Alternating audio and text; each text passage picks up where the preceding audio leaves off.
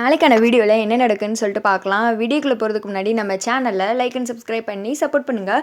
Video வந்துட்டு ரொம்ப இன்ட்ரெஸ்டிங்காக போய்கிட்டு இருக்கு. இந்த சந்திராவோட பிளான்லாம் ஏன் இப்படி சில்லித்தனமாக இருக்குன்னே தெரியல.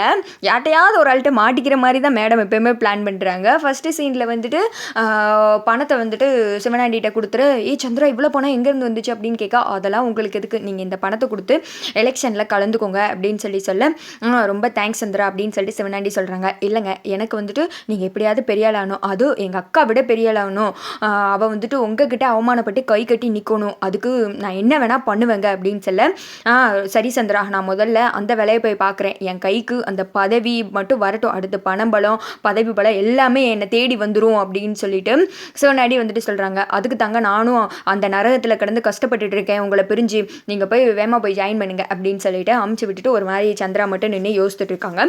இங்கிட்டு வந்துட்டு ரேவதிக்கு ஒன்றுமே புரியல, என்ன இது சித்தி எதை எடுத்துகிட்டு போயிருப்பாங்க மறைச்சு பையிலிருந்து, சரி அதை அப்புறம் பார்த்துக்கலாம் அப்படின்னு சொல்லிட்டு ரேவதி கண்டுக்காமல் விட்டுடுறாங்க. அப்போ போல் அடுத்த நாள் காலையில் பணம் வந்துட்டு வேணும்ல எலெக்ஷனுக்கு, அதுக்காக ரூமில் போய் சாமுண்டீஸ்வரி எடுக்கிறதுக்காக போகிறாங்க. பார்த்தா பணத்தை காணும், என்ன இது பணத்தை இங்கே தானே வச்சேன் அப்படின்னு சொல்லிட்டு ரூம் ஃபுல்லாக வந்துட்டு தேடி பார்க்குறாங்க. ஆனால் பணமே இல்லை. வெளியில் வந்துட்டு பரபரப்பாக வர்றாங்க. உடனே அவங்க ஹஸ்பண்ட் இருக்கார் இல்லையா, அவர் கேட்குறாரு, என்னாச்சு சாமுண்டீஸ்வரி சும்மா வர்ற, கையில் வந்துட்டு பண பேக்கோட வருவேன்னு பார்த்தா நீ மட்டும் வந்திருக்க, எங்கே பணம் அப்படின்னு கேட்க, அதை கேட்டது சாமுண்டீஸ்வரி ஷாக் ஆகிடுறாங்க. என்னடா இது, அவர்கிட்ட இருக்குன்னு நினச்சா அவர் என்கிட்ட கேட்குறாரு அப்படின்னு சொல்லிட்டு, எங்க நான் வச்ச இடத்துல பணமே இல்லைங்க, நானும் ஃபுல்லாக தேடி பார்த்துட்டேன், உங்களுக்கு ஏதாவது தெரியுமான்னு கேட்குறதுக்கு தான் நான் உங்களை பார்க்க வந்தேன் அப்படின்னு சொல்ல வீட்டில் எல்லாருமே ஷாக் ஆகி போய் நின்றுட்டு இருக்காங்க. ஆளுக்கு ஒவ்வொருத்தங்களாக வந்து குடும்பமாக எல்லாரும் ஃபேமிலியே ஜாயின் பண்ணிடுறாங்க. அப்போ வந்துட்டு சாமுண்டீஸ்வரி ஹஸ்பண்ட் இருக்கார் இல்லையா, அவர் சொல்கிறாரு, என்னம்மா சொல்கிற, பணம் வச்ச இடத்துல இல்லையா, அது எப்படி நம்ம வீட்டுக்குள்ளே வந்து வேற ஒருத்தங்க பணத்தை எடுத்துகிட்டு போக முடியும், நல்லா தேடி பார்த்தியா அப்படின்னு சொல்ல, பிறகு நான் என்னங்க நான் பொய்யா சொல்லிக்கிட்டு இருக்கேன், உண்மையாக தங்க சொல்கிறேன், வச்ச இடத்துல பணம் இல்லை, நானும் எல்லா இடத்துலையும் தேடி பார்த்துட்டேன், அப்புறம் எங்கே போயிருக்கும் பணம் அப்படின்னு சொல்லிட்டு ஆளுக்கு வந்துட்டு பார்க்குறாங்க. இங்கே பாருமா, நீ எதுக்கு ஒரு தடவை போய் நல்லா தேடி பாரு அப்படின்னு சொல்ல உள்ளே போய் சாமுண்டீஸ்வரி மறுபடியும் வந்துட்டு பார்க்குறாங்க. பணம் இல்லையே அப்படின்னு சொல்ல இதை வந்துட்டு சந்திரா கவனிச்சிட்டே இருக்காங்க. நம்ம திட்டம் இப்போ தான் நல்லா ஒர்க் அவுட் ஆக போகுது, இந்த சான்ஸை பயன்படுத்தி அந்த டிரைவர் பையில் எப்படியாவது இந்த வீட்டை விட்டு அடித்து துரத்திடணும் அப்படின்னு சொல்ல, எங்கிட்டு ரேவதிக்கு ஒன்றும் புரியல.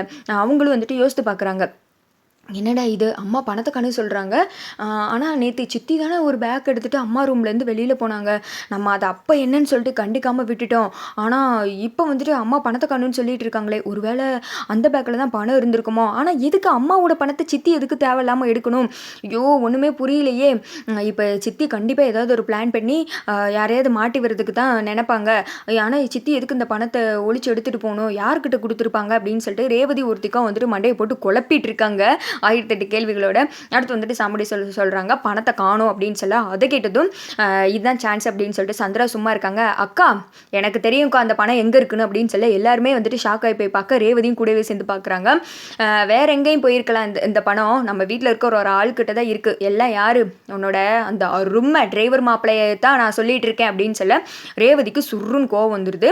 ராஜராஜாவுக்கும் வந்துட்டு கோவம் தாங்க முடியல, மருமகனை குறை சொல்கிறதே இவளுக்கு வேலையாக இருக்குது அப்படின்னு சொல்லிட்டு, சந்திரா பார்த்து பேசு, எதுக்கு தேவையில்லாமல் மாப்பிள்ளை மேலே பழி போட்டுட்டு இருக்கு அப்படின்னு சொல்ல இங்கிட்டு வந்துட்டு சாமுண்டீஸ்வரியும் திட்ட ஆரம்பிச்சிடறாங்க. சந்திரா உனக்கு வந்துட்டு மாப்பிள்ளை பிடிக்கலன்னு சொல்லு, அதுக்காக அவர் பணத்தை எடுத்தனால சொல்லிட்டு இருக்காத, அவருக்கு இந்த பழக்கமே கிடையாது அப்படின்னு சொல்ல, சித்தி ஏன் நீங்கள் தேவையில்லாமல் எப்போ பார்த்தாலும் ராஜாவே சொல்லிட்டு இருக்கீங்க, என் ஹஸ்பண்ட் ஒன்று டிரைவர் கிடையாது, முதல்ல அப்படி கூப்பிடுறதை நிறுத்துங்க, எப்போ பார்த்தாலும் அவன் மேலே வந்துட்டு பழியை போட்டுட்டு இருக்கீங்க, அவர் உங்களுக்கு என்ன பண்ணாரு அப்படின்னு சொல்ல, நான் என்ன பொய்யா சொல்லிக்கிட்டு இருக்கேன், நம்ம குடும்பத்தில் இருக்கிறவங்க யாருமே பணத்தை எடுக்க மாட்டோம், நமக்கு தேவையும் கிடையாது, அப்போ வெளியால் அவன் தானே அப்படின்னு இங்க பாருங்க சித்தி, மறுபடியும் அப்படி சொல்லாதீங்க, அவர் ஒன்றும் வெளியாள் கிடையாது, என்னோட புருஷன், அப்போ அவர் இந்த வீட்டில் ஒரு ஆளு தான், நீங்க மறுபடியும் தேவையில்லாம அவன் மேலே பழி போட்டுட்டு இருக்கீங்க அப்படின்னு சொல்ல சந்திரா சொல்றாங்க, அதுக்கு என்கிட்ட ஆதாரம் இருக்கு அப்படின்னு சொல்ல, அதோட பார்த்தீங்கன்னா வீடியோ வந்துட்டு முடிஞ்சிடுது.